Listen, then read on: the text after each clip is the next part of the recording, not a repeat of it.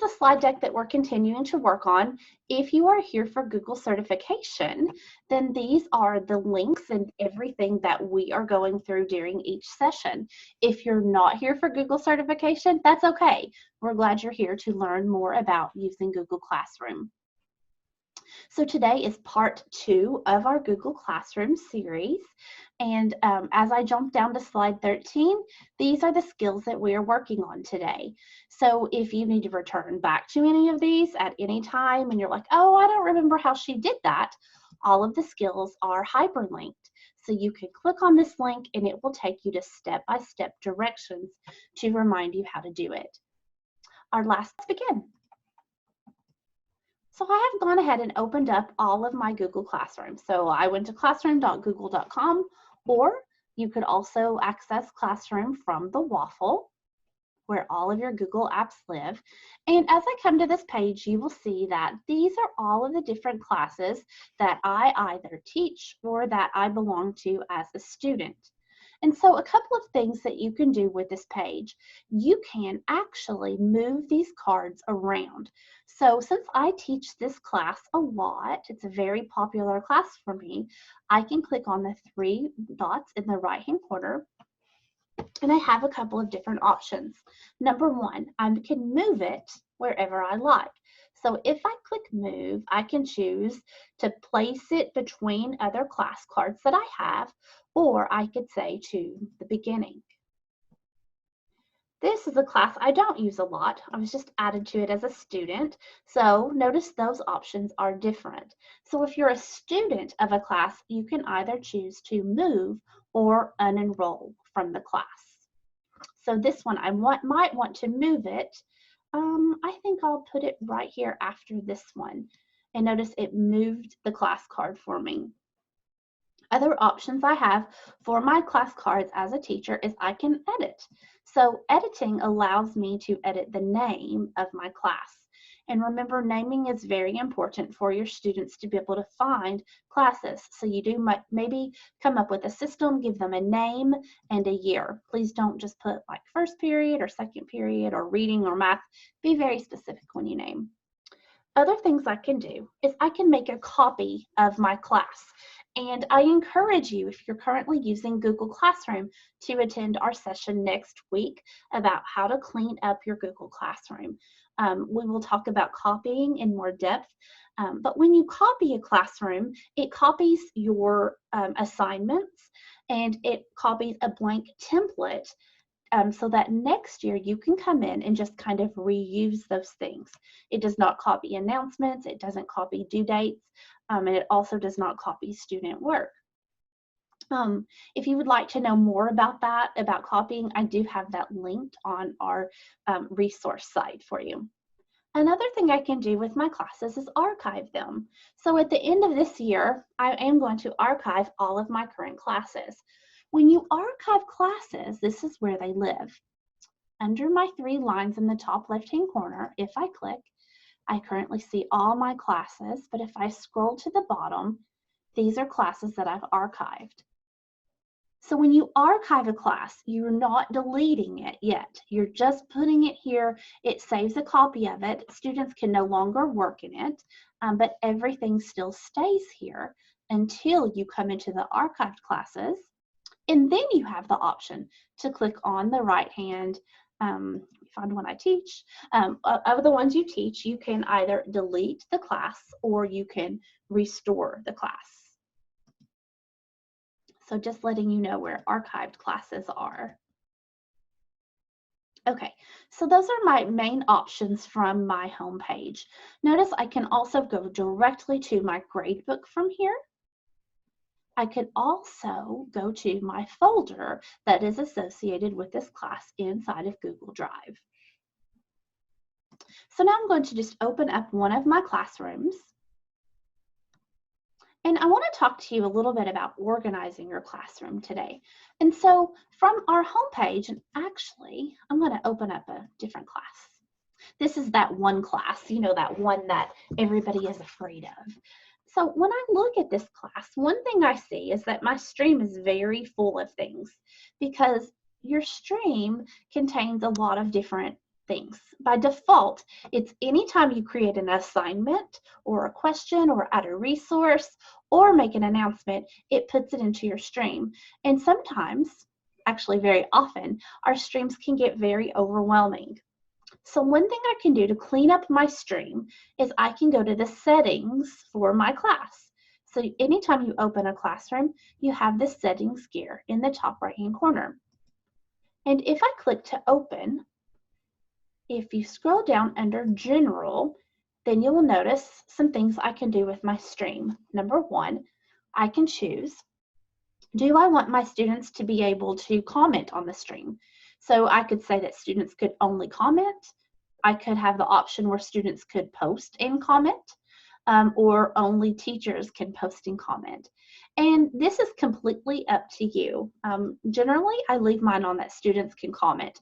In other words, if I make an announcement, could they comment under that? Maybe ask a question, ask for clarification, or provide something to that discussion. Some teachers don't feel comfortable with that. Maybe their students haven't quite learned how to discuss online yet. And so some teachers turn on where they that only teachers have that capability. I encourage you to take the time to teach your students how to make comments that are appropriate and that are helpful. It is worth the effort, I promise you, when that discussion can go in fuller and in more circle with your students. Another thing I can do is I can choose this one, Classwork, on the stream. And I love this new feature. I can choose to hide notifications, meaning when I make when I create an assignment, that's not going to show up on the stream. And that is really beneficial to students because right now, when they're at home and a lot of teachers are working ahead and teachers went ahead and posted like 20 days worth of work, all of that populated in the stream, but to find the one they're on, they'd have to scroll really far down. So that got it really confusing to a lot of our students. So instead, I chose hide notifications. And when I come up to save that, then you're only going to see the announcements. And I think this is very important for students because that way they're only seeing the things that you want to put on this page. Okay, so coming back to my classroom, you can see what happened.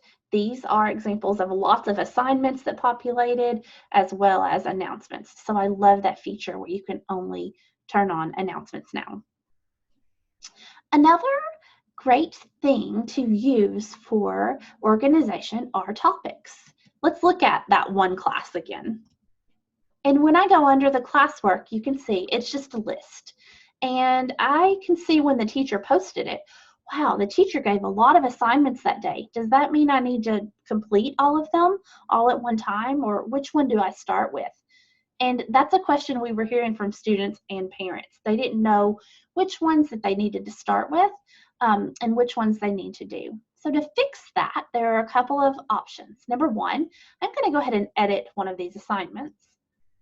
And I recommend that you give your assignments a due date. So over on the right, you can see where I can give this a due date. This is important for a couple of reasons. Number one, it lets your students know when they need to complete this.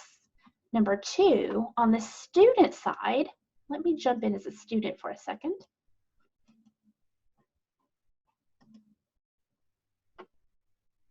Okay, on the student side, notice that they have this option to what's upcoming. If there was something due coming up today or tomorrow very soon, that work would appear over here. So it's on the top of their radar. They can't say, oh, I didn't know to do that one. They can view all of their work from here.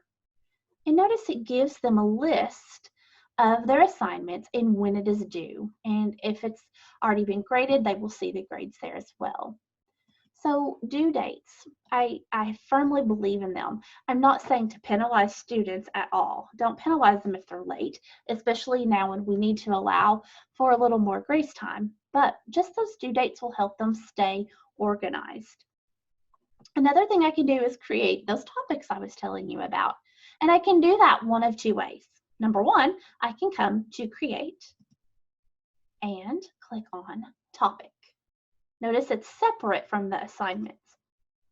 And teachers can organize in many different ways. Some people like to just say here is Monday's work. And if I'll add that as the topic. And then maybe I'm going to create another topic for Tuesday. And I can keep going. So topics show up as these bold headings that are underlined, and you can rearrange them and drag and drop them however you want. So now instead of having my current work on the bottom that I need to do with work that's due next week at the top, I can rearrange those. And to get my assignments under the topics, I have two options. I can click and drag them under the topic that I would like them to be under.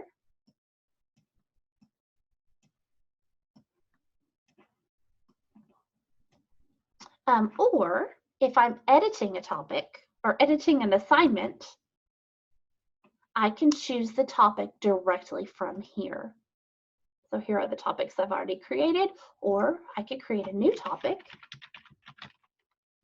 Wednesday. Notice my new topic went to the top. I can fix that. I can click on it, drag, and drop it at the bottom, and now my work is in order. This is great for students to come in and say, okay, here's Monday's work. Now I know what I have to do today. Or jump in on Tuesday. Oh no, I didn't do Monday's work. So topics are a great way to organize. Another just little helpful hint here is we can't delete these when they're gone. So the time has passed, but maybe you don't want to delete the work yet. Maybe you want students to be able to always go back and see what they've been assigned. So instead, what I can do is create a topic, and maybe I want to call it completed. And so I'm going to drag my completed topic at the bottom. And then once I know that my students, once Monday is passed, they've all turned in their work, or maybe next week I can come in and I can now drag those topics down under completed. And then I can start all over and have a new topic for Monday, May 17th. So just a little bit, just a helpful hint on topics. Please don't forget to ask questions in the chat box at any time if I'm going to fast on something. Let's see. So let's talk about our assignments now. So there are different types of assignments. And so on session 1, we talked about assigning just different assignments and doing questions and materials and reusing posts. So I want to revisit assignments for a minute. Okay, we talked about when we give assignments that we need to be very specific in naming them. And so I'm going to try to do that today. And we talked about giving our instructions. Oh, yes. And so we talked about being very clear in our instructions, maybe numbering this like 1 through 3. This is something you need to practice. This is something you need to apply. And this is going to be your review. And so be very clear with that. And so I can add things or create with my assignments. So we practiced adding things from our drive on session 1. So I want to just revisit and show a couple of different options for that. Let's say I wanted to add a Google Doc from my drive.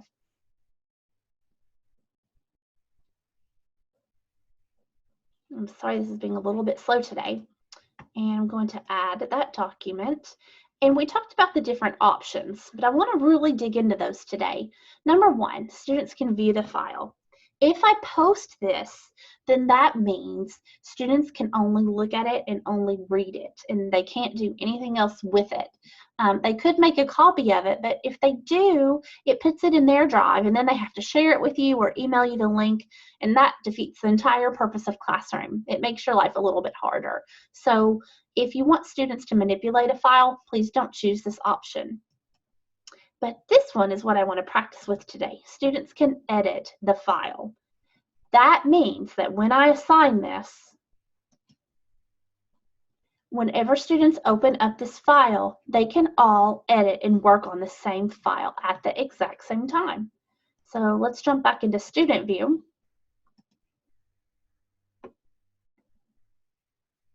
And here's that assignment that I just created. And the student opens the document. So 100 students could actually open this and be working on it at the same time. And sometimes that really, really scares teachers. Don't let it scare you. It has a place. So for example, maybe I wanted them to fill out a characterization log, and I wanted students to be able to participate in groups with this. So I wanted them to be able to collaborate and work together. We get a lot of questions about, can we create breakout rooms for students? This is a great way to do it. You can assign this where students could edit the same copy to maybe a group of 6 students, and then they could jump in and those 6 students would be able to work on this document together. Maybe you do this with a slide deck where students are working collaboratively on a project, and with their slides, one person has to do the introduction and they have to work on it together. Students don't have to meet together around one table to do one presentation. They can work virtually from their homes. And that's important now more than ever.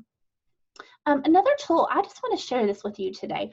This is not on the Google certification exam, but I wanted to share with you one of Google's newer tools called Jamboard. Has anybody used this before? I can locate it in my waffle, or I could type in jamboard.google.com, and here it is, Jamboard. And so with Jamboard, it's going to kind of look like I'm opening up a slide deck or docs, but this is Jamboard, and I'm just going to run through it really quickly with you and hopefully inspire you to use this with your students.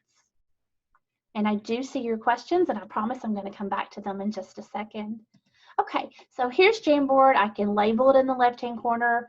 Just very quickly going down the side of my my toolbar. I have different pens that I can use. I can even pick different colors, and I can write with this. I can erase. I can point and click and drag things around. I can add sticky notes here, which I can change the color of. I can resize these. I can move them around. So maybe you wanted to do a KWL chart with your students and they wanted to jump in, and then they could even come through and put these sticky notes under where they belong. Sorry, I know I'm going really fast here. So they could do that. Another thing they could add are images. And again, these can be from their Google Drive. They can do a search for them. These are safe, they're filtered. Again, they can resize and put them where they belong. And there's even a little laser where if you're presenting, you can kind of just draw their attention to facts and then it will disappear. You'll notice at the top, I can like flip through these pages very quickly. So it's kind of like a Google slide deck, except it lets me have other options as far as drawing goes. You can change the background, like the dot paper, and you can even clear the frame. The reason I'm showing you this board is because we can use all of Google's tools in this exact same way. So maybe I want to create an assignment.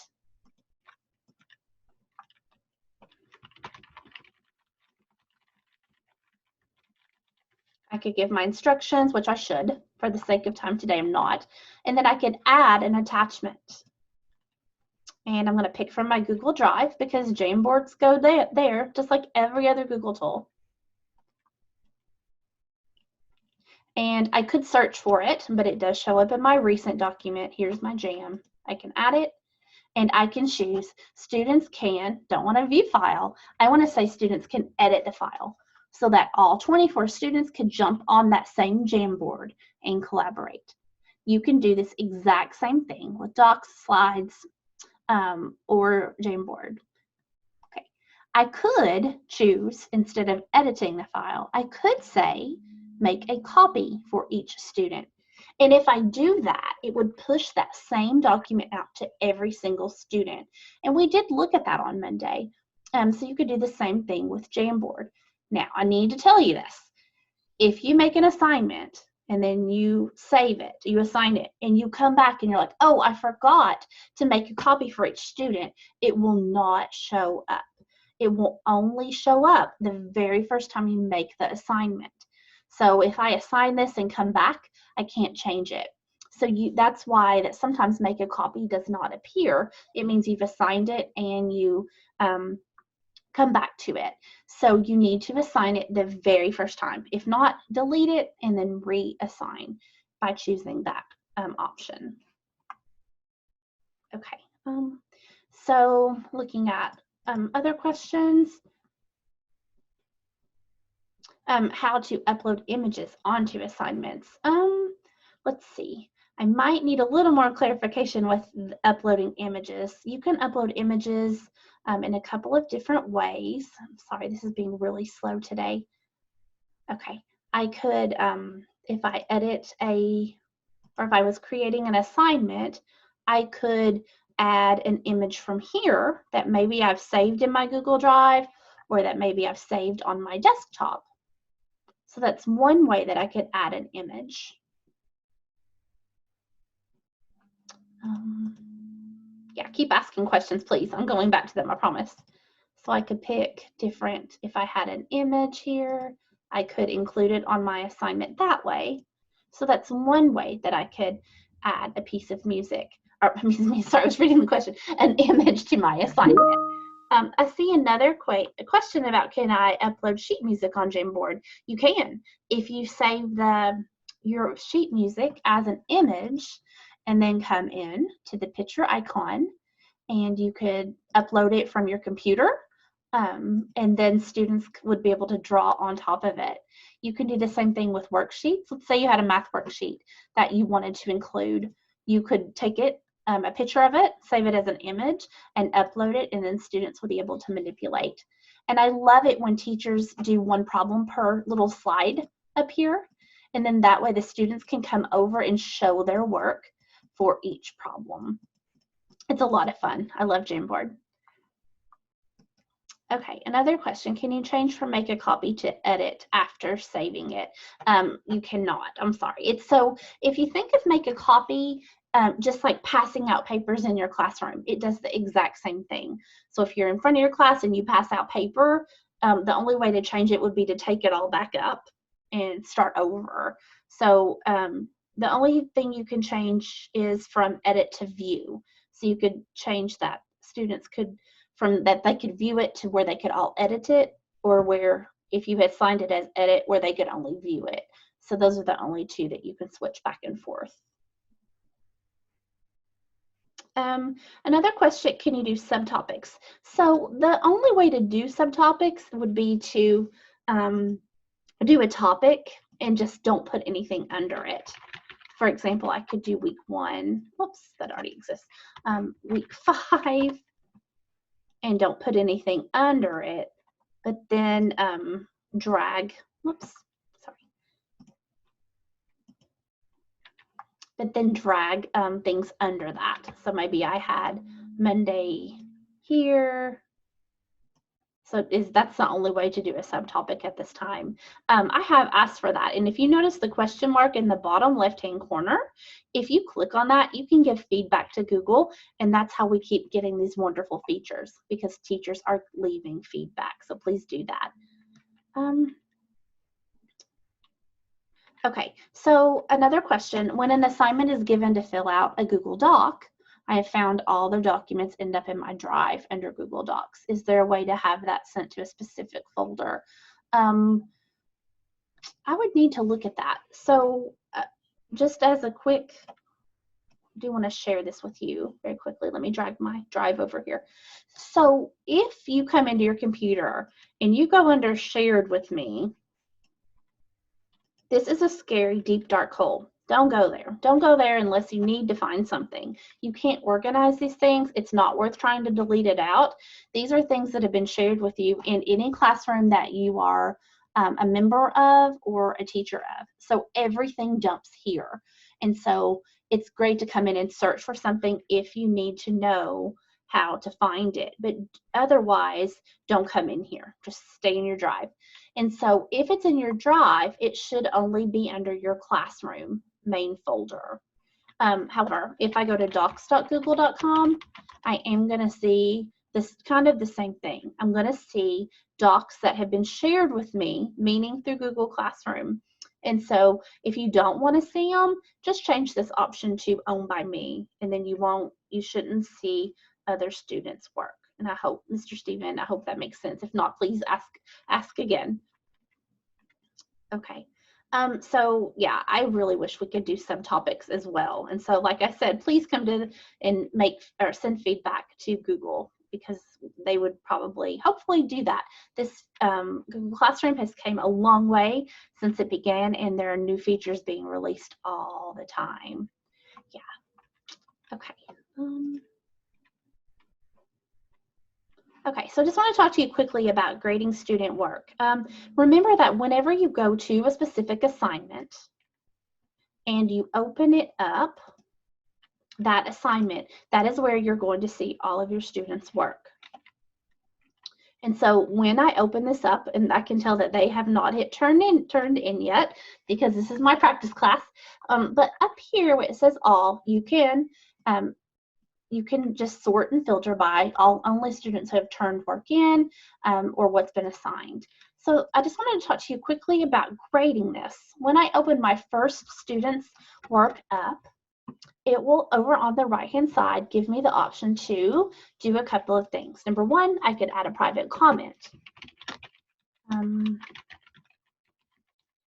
That it will only go between the student and I. And this is great because students will get a notification that you left that comment, and they can come in and fix what you said. Another thing I can do from here is I can give them a grade right within the doc, and I can post this. Okay, I have two arrows at the top. This lets me flip through. Just like if you're sitting at your desk and you're flipping through your papers, it works the same way. So here's my next student. Again, I can give them a grade and a private comment if I would like. And then I can go to the next student. So this is just shuffling through and grading one activity at a time. Another way to grade is you can, if you knew very quickly, you can come over to the side from here and you could give them a grade as well. Oops. Wow, they did great. If they got 150 out of 50. So that's just a quick way to grade per assignment. When I go back to my classwork page, or my home page, I'm going to click on grades. And I now see that their grades do populate here. You will see red if it is missing. You will see if it had a due date. You will see that it's black now because everything, I have completed it. I love how it gives you a class average. So I can come back in as a teacher and say, oh my goodness, I need to reteach this topic, or maybe I need to reassign this because my students did not do well on it. You can also grade from here, so that you can click here in the box and assign a grade as well. Remember, if you notice, as I hover over these, I'm getting those three dots that appear. Remember, those always give you more options. So from here, I can go back. Now, why did they get an 89 on that? And I can reopen the assignment right from within my grade book. So then I can revisit, leave private comments for them, or I could even change their grade from here. Another thing I can do from here at the top of the assignment, actually, let me see. If the student would have turned this in already, I could click on the three dots and have the capability to return this student work from here. If I wanted to return the entire class, I can do that from one of two places. I can do it from here, the three dots, and I can return all. I'm sorry, that's grayed out for me. I need more student work to play with. Or if I did this from the classwork page and I opened up one specific assignment,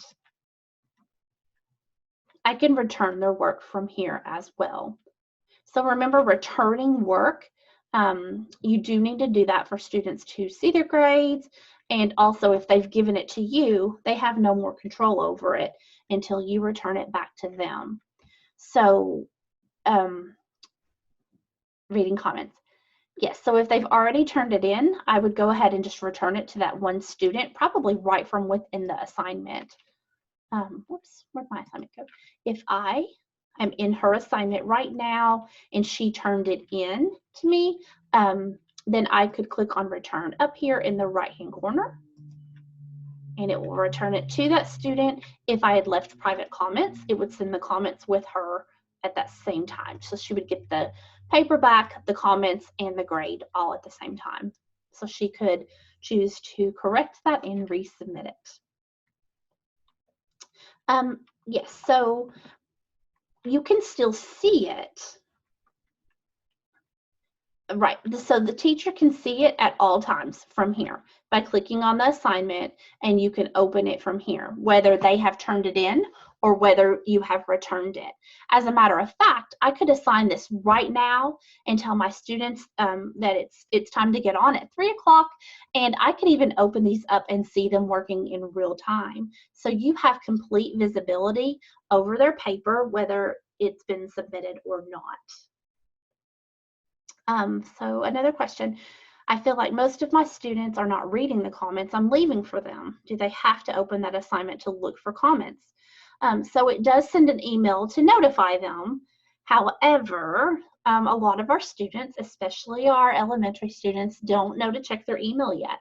So that's a skill we have to teach our students, is they should be checking their email daily, especially during non-traditional time. And so another, they are getting the notification through email. Otherwise, you're right, they're not getting the comments. They don't know to come and look for them.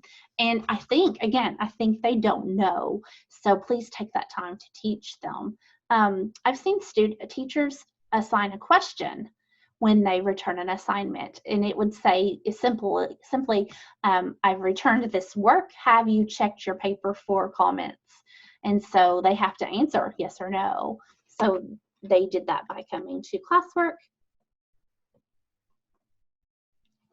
clicking on create and asking a question here. So that just adds a little bit more ownership if you are asking them to go back and recheck that paper. I know it's an extra step, but it does come in handy. Okay. Ms. Fernandez, could you clarify about uploading images? The one way I did show was to click on edit the assignment and adding it from there as well. So you could upload it from Drive. So if I click on edit and add an image from here is the best way. If you have need more clarification on that, please let me know. Okay. Yes. Oh, so students, I apologize. I see what you mean. Yeah, let me jump into the student view. This is an important question. I'm so glad that you asked that. So when the students are inside of a classroom and they open up an assignment and they click on view assignment, you'll notice in the right-hand side they have your work. Then they can mark it as done if they have completed it. But right here, what the students would click on add or create. And this is where they would upload that image that they have taken. So maybe they took it on their cell phone, or maybe it's on their computer. Then they could click on link, or file, and upload the document from their computer. So if they are using their cell phones to take pictures, it's great to encourage them to download the Google Drive app on their phone, because then they can click on Google Drive and upload the image from there. Okay, so is there a way to see which students are actively working on Google Classroom assignments? So the only way is to come in and look within their Classwork page and to open up an assignment. And, oops, sorry, I'm looking as a student, that won't work. Is to actually to come in and look at the assignment. And then I can see very quickly who has turned it in and who has not. So that's the best way to see who's actively working. Another quick way to see who's actively working is if I look at their grade book, and I can tell that maybe, please load, that Lindy Fisher is not participating. Then I can even come in and look at, just at hers and quickly glance that I need to have a chat with her. So let's see. Mr. Hiley, yeah. So we did go over these in our last session, but just to remind you that you can do the assignments, question, or material. Those are the ones we went over. Quiz assignment will be explained in session 3 tomorrow, and that's what the majority of session 3 is about, is how to do these quiz assignments and how to make these appear in the grade book. And so I love that feature. So we'll go over them tomorrow. So I do want to tell you, I do see your question. We do have student videos, and I'll show you how to find those in just a second so that you can go ahead and share those with your students. If you go to our MTI page that we've been pushing out to you every day, and you come under teacher resources, I feel like it's on this page, and I need to, let's see. Oops, I'm sorry, I lied. So it's on this page under the home page, and if you scroll to the bottom, on our YouTube channel, we do have tons of videos of all of our trainings. We also have our student videos from there as well. And if you scroll to the bottom where you see students and family technical help, on this website, we have created videos that you can pass to your students. So giving them this little video, we tried to keep them really short, like a minute, of how to submit an assignment or how to check for comments. So those videos are already there. If there's one missing, email me, let me know, and we'll create one and put it there for you. I want to tell you one more thing, and then because I'm over, and then I'll answer more questions. But that way, in case people need to leave early, you don't have to stay. I just wanted to tell you about, there's an app for Google Classroom, and teachers, please use it. If you have an iPad or an iPhone, the app is amazing. You can do things in the app you can't do on the website. Like you can annotate. If you have an Apple Pen or a stylus, you can actually write directly onto their work inside the app. And so just wanted to point that out there. And so I want to thank you all for joining. I'm going to spend the next few minutes answering questions, and that way I'm not taking up time if anyone needs to leave. Back up a little bit. Is there a way to prevent students from turning in assignments who are attaching the documents? Oh, without attaching the document. Without, that's right, without, thank you. Yeah. Thank you so much. Unfortunately, there's not, and that happens a lot when you'll get students who, I caught my own daughter doing it yesterday, who thought she could just go click submit, submit, submit, and I would think she was done, and she had not attached her assignments. I wish there was, and I'm so sorry there's not. Not yet. Let's leave feedback. Maybe we can ask for that.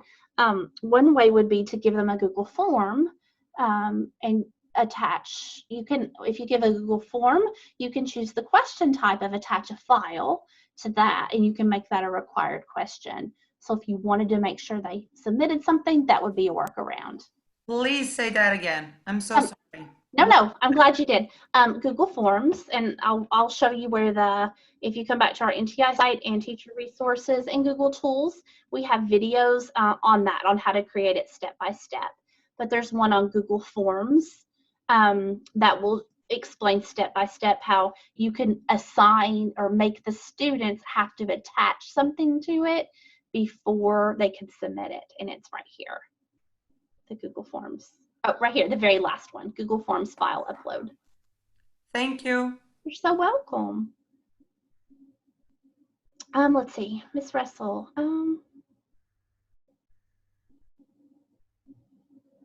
Oh, sure. So I understand about the chat, and the best way to chat in real time would be to, you can do a one-on-one meet with them. Oh, and I didn't get to show that today. I'm going to have, tomorrow we'll show how to do Meet inside of Google Classroom so that it's a safe and secure way. But you could actually send them a Meet link where you could chat with the student one-on-one.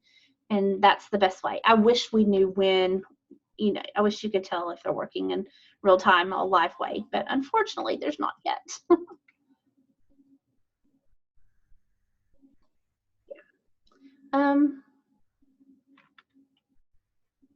An easy way to toggle back and forth between assignments in the same Google Classroom. There's not. The only way to toggle back and forth is just to open them up. If you needed to see several at one time, what you could do is right-click on the tab and click duplicate, and it will open the same page up in another tab. If you needed to see them side by side, that's the only way to toggle back and forth without just reopening them from the same window. Oh, Mr. Dupree, I'm so glad you asked that question. He said if you can grade work that's completed but not turned in, should we expect students to turn it in before grading, or is there a benefit to wait? You know what? A lot of our students forget to hit that turn in button even though they've submitted it. So I always caution teachers to look at it. Even if when I come in to grade my work, I don't just grade what's done. Even if it says not done, I still look at it, because sometimes, and I know it's an extra step for teachers, sometimes it will say that they haven't turned it in, but they have done the work. They just forget to hit the submit button. And so I personally don't like to penalize students for that. I know you don't either, because they just forget. So we have to train them. Yeah, I'm so glad you've given them credit or reminded them. You can grade it, but then go back and change the grade. And so a lot of times in gradebook, what I will do is I don't put a grade there if it's not finished, even if they haven't turned in. That way it's easier for me to go back and see. Rather than just giving them a 0, it will show up red as missing, and it's easier for me to see that red. I hope that answered your question. If you mislabel a document and students cannot type on it, do I delete and recreate the assignment? Yes. So that's the easiest way. So if you create something and you forget to make the copy so they can't type on it, I would just delete it and start over, because otherwise, go in as a student, what the student would have to do is make a copy and then share it back with you some way. And that's a lot of work. For example, if she couldn't type on this, she would have to, it would give her edit or view only. So she'll end up making a copy and then she'll share it with me through email. And that's how you get a million Google Docs inside your Google Drive that you don't want. Yeah, and so I really need to talk about this. Somehow students have deleted their own assigned copy. Is it possible to recreate for just one student? It is, and I want to give you a couple of quick options. Number one, you could do create assignment and come over here to the right and choose just that one student and give it to them. A lot of teachers don't like doing that because it puts an extra cell in their grade book and it throws them off, but that's the easiest way. Another thing that you can do is, if you have older students, our primary students struggle with this, but I'm going to show you from a student view. There's a class drive folder, and so it's automatically created for the students and the teacher with their own work. So if a student accidentally deleted it from Classroom, they can come into that drive folder and find it and reopen it from here and attach it. It does make them do that extra step of clicking here and adding it, but that works a lot better sometimes for teachers. And so that works. So just to remind them to go into their class drive folder and find it. Okay. Any other questions? I know we covered a lot in one time, and I'm so sorry that we went over our time limit today, but I believe in the power of this tool. Oh, thank you, Ms. Russell. So unfortunately, there's not a way to see the student view. This is a feature that's been requested. I see lots of conversation on my trainer board, and our representative from Google actually said she's looking into that, and the developers know. So I'm hoping, keeping my fingers crossed, that that will happen soon. Here's a workaround. If you have your own children at home, so this is just a couple of different ideas. You can see I've logged in as my daughter. That's the only way I can see it. Another way, or a trusted friend that would let you use their account. Another way is, a lot of schools have generic accounts. We can't create accounts for generic accounts, but like if your lab has a generic one or your library has a generic account where students could just like log on to certain machines, you can use those accounts to log on and get a student view. And so unfortunately, that's the only way right now. Any other questions? Okay. Well, thank you all for joining. I hope you join back in for tomorrow's session. We have um, a lot of great ideas to share. We're going way above and beyond what you need to know for level 1, but these are things that are beneficial. So thank you all. If you have questions, please continue to reach out to me. I'm here all the time.